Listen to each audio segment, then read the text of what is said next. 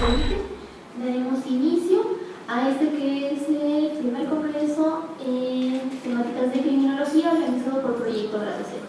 A nombre de la Universidad Nacional Autónoma de México, de la Facultad de Derecho y obviamente de mis compañeros que integramos el Proyecto Grado Cero, a nombre del maestro Alfonso Ochoa Hoffman, les doy la más grata bienvenida a este evento. Esperamos que sea de su total agrado, que sea muy ilustrativo debido a los temas a los cuales vamos a tocar. El título del Congreso, Miradas Multidisciplinarias en la Criminalidad, corresponde a este interés por parte de hacer incluyente los discursos de las distintas disciplinas que nos ayudan a entender no solamente la conformación del fenómeno criminal, no solamente la conformación del fenómeno delictivo, sino también de las distintas violencias que se mueven a manera transversal en estos ejes. Es por ello que contaremos con la participación de importantes y destacados ponentes como son desde las ciencias sociales, desde la sociología, el derecho penal, la psicología social, desde la etnografía, la historia y también la filosofía. ¿Esto por qué? Porque son temáticas que poco se abordan en la mayoría de los congresos a los cuales pues estamos comúnmente acostumbrados a ir. De hecho, ustedes revisaron nuestro programa, tenemos una mesa dedicada a los ejes del pensamiento filosófico en el ejercicio de la criminología, en la cual vamos a abundar acerca de este desarrollo epistemológico, estas cuestiones al interior de la propia criminología en la contemporaneidad. Pero bueno, mi nombre es Edna Bravo, nuevamente les agradezco por su tiempo que nos permiten en este evento. Y bueno, sin más, voy a dar paso a la presentación de la maestra María Beatriz García Blanco. Ella tiene estudios en la UAM, ella es etnóloga, pero es muy importante la participación de la maestra, a quien le agradezco su presencia el día de hoy, en esta mañana, porque ella, gracias a su experiencia como directora general de Asesoría Social y Auxilio a Víctimas de la Fiscalía del Estado de Morelos, pues bueno, ella tiene una larga trayectoria en la atención a víctimas, y no solamente en este campo, sino en conocer cómo ha sido el desarrollo y la aplicabilidad de la antropología social para la atención a víctimas. Como ustedes conocerán, o para quienes no tengan estos conocimientos, pues bueno, ha sido muy importante el impulso que ha dado la realización de peritajes en antropología social con perspectiva de género. ¿Esto para qué? Para poder hacer el abordaje acerca de cómo vamos a detectar ciertos patrones, ciertos rasgos de acuerdo a la vida cotidiana, a la historia de vida de las personas que los puedan colocar en situaciones de vulnerabilidad. Esto pensando precisamente en la aplicación más fuerte que tiene al respecto del delito de trata de personas. Sin embargo, esto solamente es una breve introducción por mi parte. No voy a quitar más del tiempo tan valioso que tiene la maestra y los dejo con su presentación que lleva por título El discurso de las víctimas. Muchas gracias. Gracias, buenos días. Pues para mí es un honor y un privilegio estar con ustedes. Agradezco enormemente a Proyecto Grado Cero la invitación a este evento. Y bueno, yo lo que les voy a compartir son algunas pequeñas reflexiones que he hecho precisamente en mi experiencia de trabajo con víctimas de violencia extrema de género, especialmente trata de personas. Voy a empezar con una pequeña anécdota. Una psicóloga platicando con una adolescente víctima de violación multitudinaria. Esta chica tenía problemas de lenguaje y cierto grado de retraso mental. La psicóloga, platicando con ella, le dice: oye, ¿y tú tienes alguien con quien platicar de lo que te pasa? La chica le dice: claro, Ángel, el de las alas. La psicóloga le pregunta extrañada: ¿tu amigo es un ángel con alas? Y la chica, un poco impaciente, le responde: Ángel, tiene un puesto en el mercado y vende alas de pollo. Esta cuestión que platicada acá suena muy gracioso, puede ser la diferencia entre el acceso o no al derecho a la justicia. Es decir, si la psicóloga no hubiera preguntado más, nos hubiéramos quedado con la idea de que esta chica estaba alucinando o que tenía un problema mental más grave. La cuestión es precisamente esto. ¿Qué pasa cuando llegan las víctimas? Bueno, hablar de las víctimas es dar un cambio muy importante en el derecho. Procesalmente el protagonismo lo habían tenido los delincuentes. Las víctimas aparecían para dar su testimonio en contra de él o la delincuente. Y ahora que ya hay un enfoque en derechos humanos, ya empezamos a ver a la víctima y sobre todo los derechos de la víctima. Pero, bueno, Paul Riquet precisamente nos habla de que un proceso judicial consiste en reemplazar la violencia por el discurso y el delito por el debate. Y esto lleva implícito de principio que hay ciertos excluidos de la palabra que precisamente van a quedar fuera del acceso a la justicia o que van a ser nuevamente revictimizados. Y aquí es donde se sitúa lo que yo he trabajado, que son precisamente los dictámenes de antropología social con perspectiva de género. En especial cuando se trata del fenómeno social de la trata de personas. Hay un operativo, se detiene o se rescata a una gran cantidad de mujeres, se les lleva a declarar y vamos a tener como constante que digan: yo estoy allí por mi voluntad. Ante lo cual los y las agentes del Ministerio Público dicen: no hay delito que perseguir. Esto terminaba en un fracaso total. Sin embargo, cuando se empieza a trabajar los dictámenes de antropología, la idea no es preguntar sobre el fenómeno de la trata en sí, sino rescatar la historia de vida de quienes están en situación de víctima. Esto hace que cambie totalmente la perspectiva. Y nos hace ver también lo que Paul Riquet, en su libro La memoria, la historia y el olvido, habla acerca de los abusos de la memoria. Riquet se refiere a Freud para ver esta cuestión de cómo hay ciertos impedimentos de la memoria patológica, la memoria impedida. Después pasa a hablar ya de las cuestiones sociales sobre la rememoración y el olvido. Entonces aquí voy a estar jugando un poco con estos planos, el individual y el social, para ver cómo es que se puede trabajar con las personas víctimas de trata de personas, especialmente mujeres. Acá por diversas cuestiones, la mayoría atribuibles a mí, hubo alguna falla de tiempos en incorporación y bueno, el título, el discurso de las víctimas, habría que agregarle el subtítulo: el género y la memoria en los delitos de trata de personas.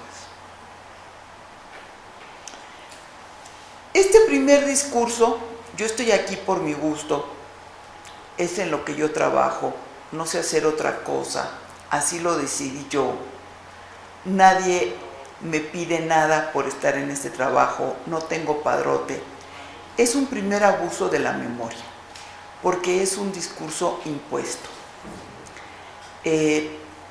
Antes sabíamos que a las víctimas de trata las reunían en un cuarto del hotel o del antro donde las explotaban y les decían que tenían que decir esto. La cuestión actualmente ahora es más sofisticada. Sabemos que ahora las redes de trata contratan abogados profesionales, a veces son grandes bufetes, que no solo ya les dicen qué tienen que decir, sino que hasta ensayan declaraciones para que las mujeres víctimas de violencia extrema de género no digan lo que realmente está ocurriendo. Como un discurso impuesto, se revela de diferentes maneras. Recuerdo mucho el caso de una chica que siempre que decía yo estoy por mi gusto, empezaba a tocarse la sien de manera repetitiva. Le cambiaba yo el tema y dejaba de hacer el gesto. Volvía a tocar el tema y volvía insistentemente a tocarse la sien. Inicialmente había llegado muy agresiva, ya la habían tratado de controlar, se había tenido que posponer su declaración precisamente por lo violenta que estaba esta chica. pasa a entrevista conmigo, le empiezo a preguntar acerca de su historia de vida. La historia de vida es una técnica antropológica de una entrevista profunda en la cual se deja hablar libremente a la persona con solo la invitación: cuéntame tu vida. Parece muy sencillo, pero cuando nos dicen cuéntame tu vida, empiezan a surgir muchas cuestiones. Hay personas que inmediatamente empiezan a narrar su vida, pero hay otras que empiezan a decir: ¿pero desde cuándo? Desde que tú consideres que es importante. Y esto a veces las hace dudar mucho, a veces hace que inicien precisamente cuando conocen a su tratante. Otras veces desde la historia familiar y, en fin, van hilando su relato. Se deja que este relato fluya libremente porque la misma manera en que organizan los acontecimientos ya se vuelve algo significativo. ¿A qué le dan importancia? ¿Cómo organizan su relato? ¿Cómo lo narran? ¿Cuáles son las emociones que le va generando? Y solo ocasionalmente se interviene para hacer algunas aclaraciones o se espera hasta el final del relato para cuestionarle algunos aspectos. En el caso de esta chica que constantemente hacía el gesto de tocarse la sien, cuando termina su relato de vida, le empiezo a preguntar: bueno, pero tú de chica querías ser psicóloga o pedagoga. Sí. Entonces lo que tú querías no es lo que estás haciendo. La chica se empieza a poner más nerviosa, vuelvo a cambiar el tema, vuelvo otra vez a regresar y poco a poco va saliendo hasta que ella misma dice: es que él me lavó el cerebro, yo realmente no quería, ¿no? Y entonces el gesto de estarse tocando la sien adquiere este significado.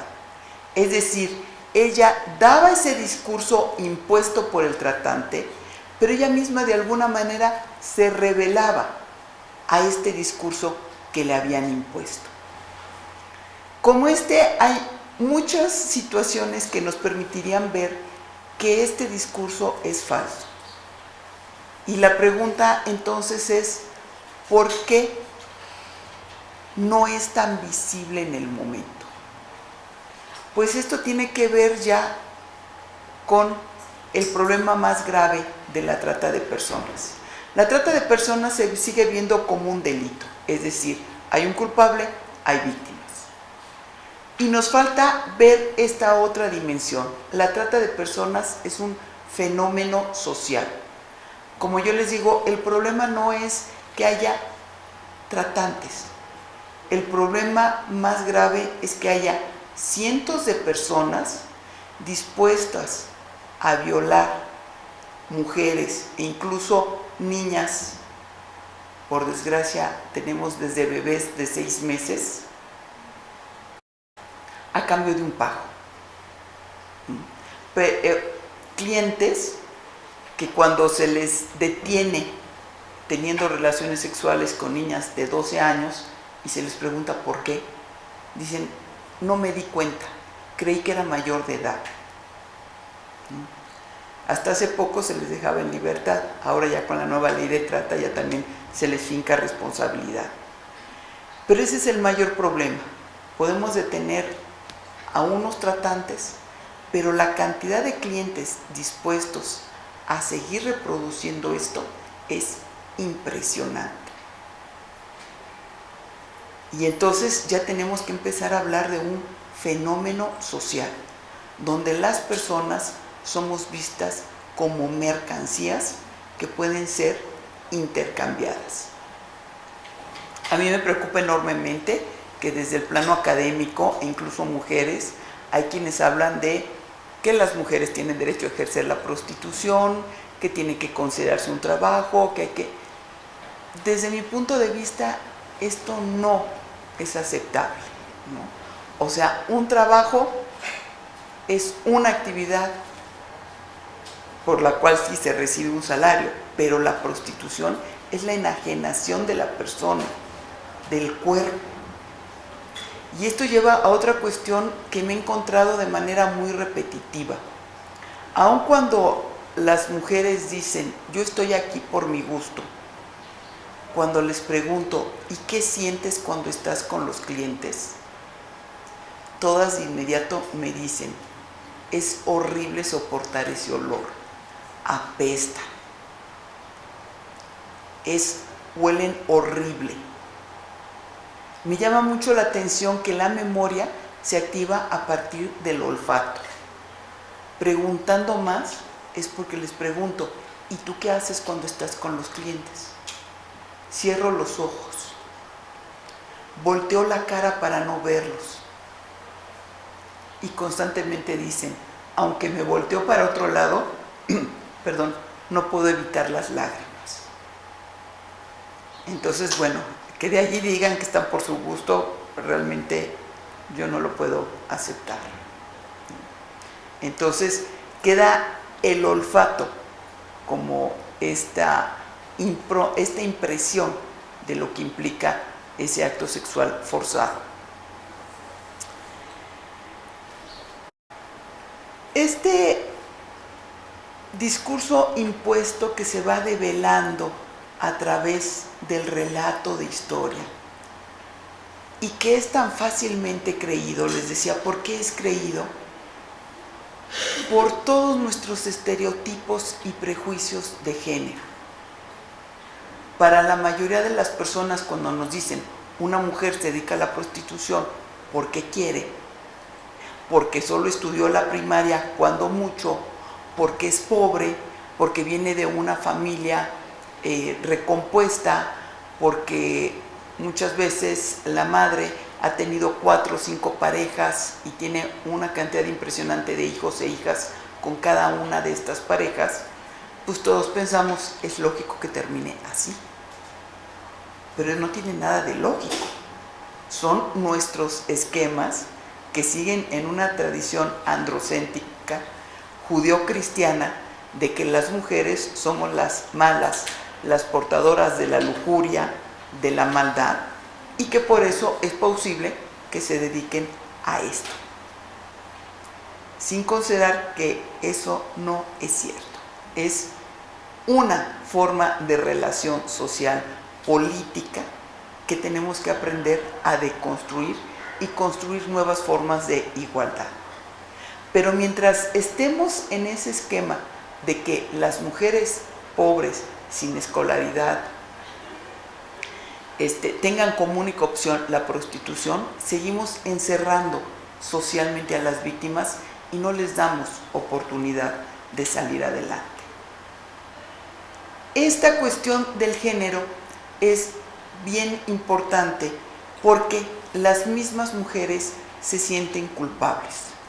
Muchas veces al hacer el relato de vida encontramos situaciones de abuso sexual o violación durante la infancia. Esta idea de que ya no valen porque ya no son vírgenes, las hace aceptar esta situación de trata como un destino natural y que es constantemente sancionada socialmente. Bueno, en la trata de personas hay fases muy bien detectadas. La primera es la captación, generalmente a través del engaño, ya sea ofreciéndole un buen trabajo, que va a trabajar como modelo, como edecán, que va a ganar mucho dinero.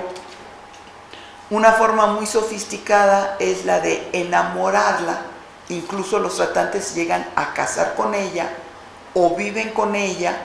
En el caso de Tlaxcala, en el estado de Tlaxcala, y que comparte cierta zona con Puebla, hay muchos estudios antropológicos al respecto y se ve cómo se han utilizado las formas rituales de pedido de mano para hacerles creer a la familia y a la chica que ya son una pareja formal.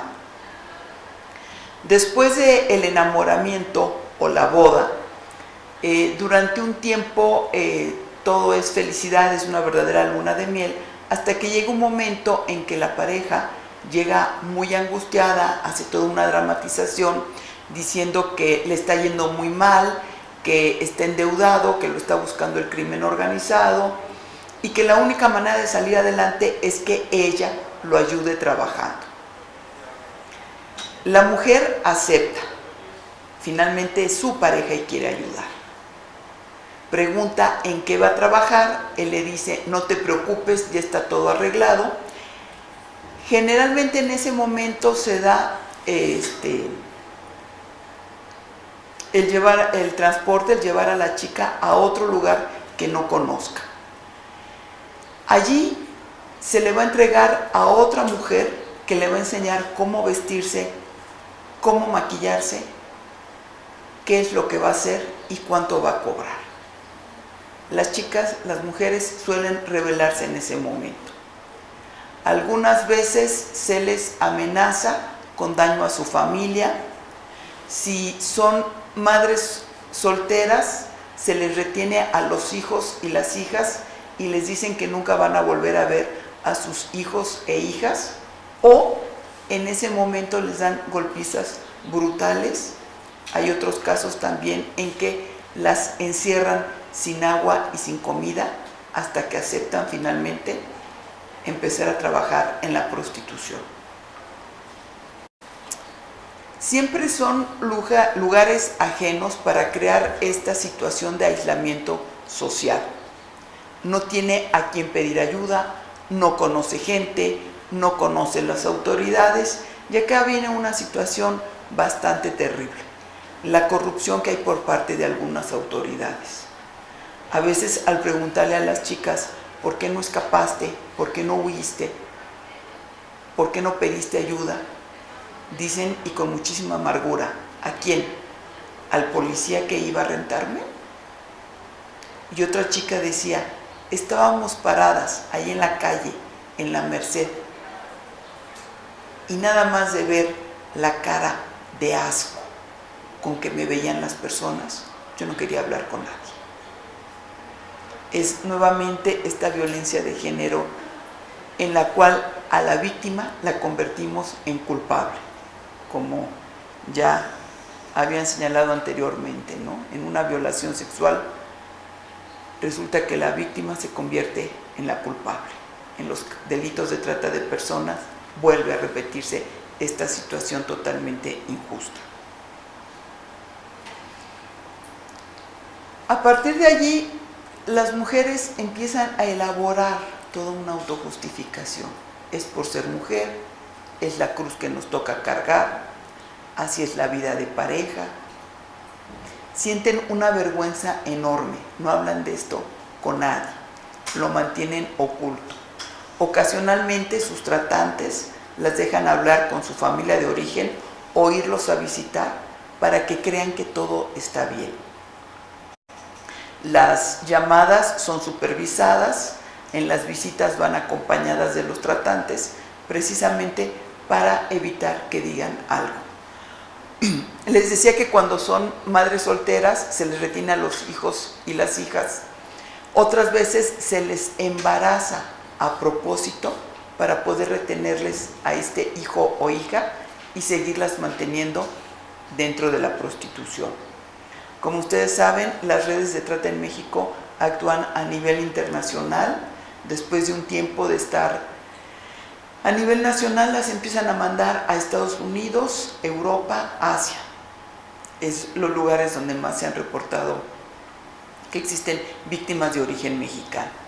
Igualmente, ya también acá en México hay mujeres sujetas a trata provenientes de Asia, Europa, sobre todo de Europa Oriental, y muy pocas de Estados Unidos, pero también hay.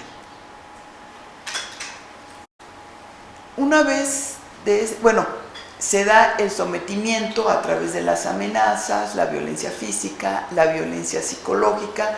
Parte de esta violencia psicológica es negarles su nombre.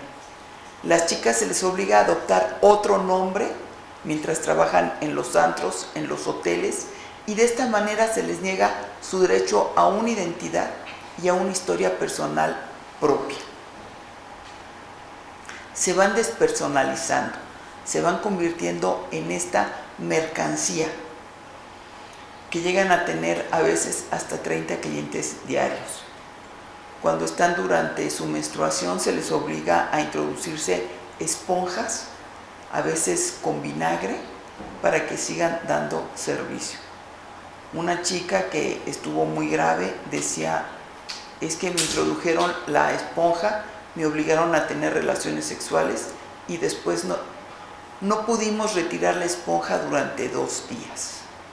¿No? Nada más para que se imaginen la brutalidad que viven estas chicas. Pero hay algo más, hay algo más. Al estar investigando acerca de, porque no solo es, el relato de vida es bien importante porque nos da su historia dentro de un contexto social. Y entonces lo siguiente hay que investigar este contexto social. La historia es totalmente subjetiva, pero para que se convierta en un discurso que nos dé elementos, hay que ver cuál es ese contexto en que se está formando. Parte del dictamen de antropología con perspectiva de género es precisamente hacer un estudio de ese contexto sociocultural para empezar a entender por qué se actúa de esta manera. Algo muy interesante y poco trabajado es el aspecto de la religiosidad popular. Los tratantes suelen ofrendar a sus víctimas a la Santa Muerte. Hay diferentes rituales que se hacen para esto. Una vez que la chica es ofrendada, el tratante le dice, tú ya no puedes escapar de mí, porque cualquier cosa que hagas, la Santa Muerte te lo va a cobrar. A veces cuando estoy trabajando con los agentes del Ministerio Público y les explico que tienen este terror a que la Santa Muerte les haga algo, los agentes del Ministerio Público son escépticos, ¿no? Me dicen, bueno, es que es gente ignorante, creen esas cosas, explícale que no, eso no es válido, ¿no? Entonces yo le tengo que decir, a ver, espérame, ¿qué traes en el cuello? Ah, mi escapulario. ¿Y para qué? Es que me protege. Bueno, es lo mismo que le pasa a la víctima, ¿no? Esa estampita que tiene de San Judas Tadeo es lo mismo, ¿no? Lo que pasa es que cuando lo vemos en el otro nos parece absurdo. Cuando lo vivimos nosotros nos parece lógico, real y coherente. Entonces a veces hay que hacerle ver esta situación, ¿no? Las chicas realmente creen que la Santa Muerte les va a hacer daño. Y esto es muy curioso. Una vez que son rescatadas las víctimas, tienen toda una serie de sintomatologías psicológicas y médicas de importancia. Algunas llegan a ser pacientes psiquiátricas cuando tienen que empezar a rememorar y entender todo lo que les ha pasado. Y me llamó mucho la atención un caso que conocí de una chica que hablaba después de su rescate y estando ya segura de que le dolía terriblemente la cabeza, le dolía y no había manera de curarla. Hasta que su mamá le preguntó si la habían ofrendado. La chica le dijo que sí y entonces la mamá le dijo, es que hay que hacerte una limpia, pero no cualquier limpia, tiene que ser una limpia con chiles. ¿No? Aquí Freud, bueno, estaría feliz de la vida. A la chica le estuvieron haciendo la limpia con chiles y empezó a disminuir la frecuencia de las jaquecas. Y la chica se curó totalmente cuando aprendió ella misma a hacer la limpia con chile. Una vez que ella aprendió, no solo desapareció el dolor de cabeza, estuvo dispuesta a hablar, a denunciar a su tratante y toda una red impresionante que ella tenía toda la información y que no había hablado por este miedo a lo que le pudiera ocurrir con la Santa Muerte.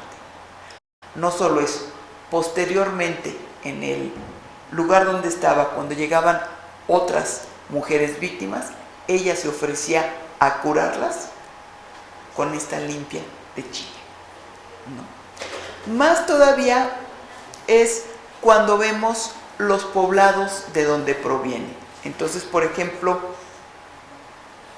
hay un poblado en Tlaxcala, Zacatelco, donde la santa patrona es Santa Inés. Pues todos sabemos que la mayoría de los pueblos actuales asentados en lo que era la antigua Mesoamérica, generalmente la toponimia es el nombre de un santo católico y la denominación náhuatl que tenían antes de la conquista. Entonces nos dicen, bueno, pues Santa Inés Zacatelco, y damos por sentado, así es. Lo que pasa es que yo soy muy latosa y dije, bueno, ¿y quién es Santa Inés? Me puse a investigar y resulta que Santa Inés fue una mártir cristiana, una adolescente de quien se enamoró el hijo de un cónsul. Este hijo del cónsul fue a requerirle de amores y Santa Inés lo rechazó diciéndole que su único esposo iba a ser Dios. Enojado, la denuncia a las autoridades y el castigo para esta chica es que su condena es dentro de un burdel. Y allí pasa la chica varios días encerrada en este burdel hasta que unos ángeles bajan por ella y se la llevan volando al cielo. Y es santa porque a pesar de que estuvo en el burdel, cuando se va al cielo, queda virgen e intacta. Entonces ahora imagínense el impacto de todas estas niñas y adolescentes que crecen en ese poblado teniendo como principal fiesta patronal la de Santa Inés, que además dentro de la Iglesia Católica es considerada la patrona de las adolescentes. Y siempre se le representa precisamente como una adolescente que carga un cordero blanco en señal de pureza.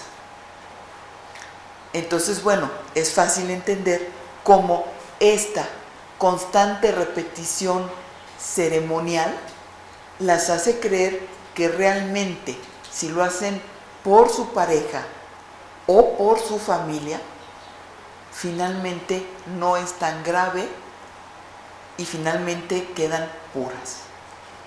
Como bueno, hay muchísimos ejemplos en Tlaxcala. Esa es una parte que no se ha visto.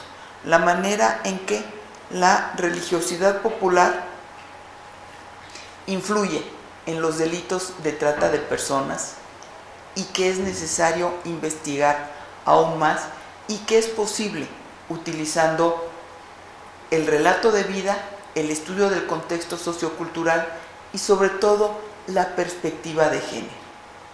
Es decir, en este trabajo antropológico, y que bueno, algunos preguntan, ¿por qué si la antropología se dedica a estudiar a los extraños, al otro, al diferente, por qué a quienes son mujeres en esta misma sociedad? Bueno, a partir de la cuestión metodológica, las antropólogas, los antropólogos nos ejercitan precisamente para ver como extraño lo que debería de ser habitual. Entonces, al preguntarnos por qué, para qué, cómo, como si la gente con la que estuviéramos trabajando fuera totalmente extraña y no a alguien cercana, nos obliga a replantear muchas cosas que la mayoría damos por sentada. Y es entonces cuando empiezan a surgir estos otros significados que no vemos. Entonces, por ejemplo, en el caso es reconstruir una lógica émica, es decir, desde el punto de vista de la persona que está narrando y no desde la perspectiva de quien está escuchando. Esto implica tomar una situación totalmente diferente. Una adolescente indígena violada por militares en una región muy apartada del país. No solo fue violada, uno de los soldados la golpeó en el abdomen con la culata del rifle. La chica se pasó toda esa tarde y noche llorando. Al día siguiente tomó a su bebé de meses, caminó 9 horas para llegar al centro de salud. Cuando llegó al centro de salud, le preguntaron: ¿qué te pasó? Ella, por medio de su esposo, que medio hablaba español, les explicó en su lengua que la habían violado los soldados.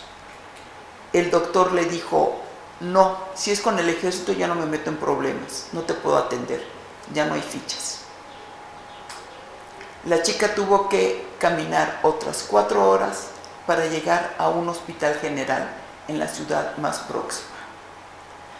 Cuando la llevan a urgencias y le pregunta a la doctora: ¿qué te pasó?, la chica, a través de su esposo, le dice: me duele mucho el vientre porque me pegaron con un madero. En ese momento la doctora la revisa. Cuando posteriormente, por medio de organizaciones de la sociedad civil, se da a conocer este caso, la gente del Ministerio Público señala que la joven en cuestión mentía, porque originalmente había dado una versión y después la otra. A través de platicar con esta chica, y que por desgracia, en este caso el dictamen se hizo 12 años después de ocurrido el incidente, se logró explicar que la chica tuvo que decir lo que le dijo a la doctora para evitar que le volvieran a negar el acceso a la consulta médica, pero que cuando ella dijo el madero, lo que quería dar a entender es que la culata del rifle precisamente era de madera, ¿sí? Entonces, aquí hay que ver una cuestión, perdón, pero es que como me apasiona este tema ya me excedí de tiempo y ya nada más voy a cerrar brevemente. El discurso jurídico responde a una racionalidad lógica, una racionalidad en busca de la legalidad, y que a veces no considera lo que es el discurso propio de las víctimas, un discurso social, un discurso donde a veces la gente del Ministerio Público no ve el lugar de enunciación de la persona, es decir, desde qué lugar social está hablando la víctima y cómo organiza su relato. En estos casos, la historia de vida, como parte del dictamen de antropología social con perspectiva de género, lo que hace es una especie de traducción, de interpretación que permita ser el medio que vaya de la narración a la argumentación jurídica. Bien, muchísimas gracias.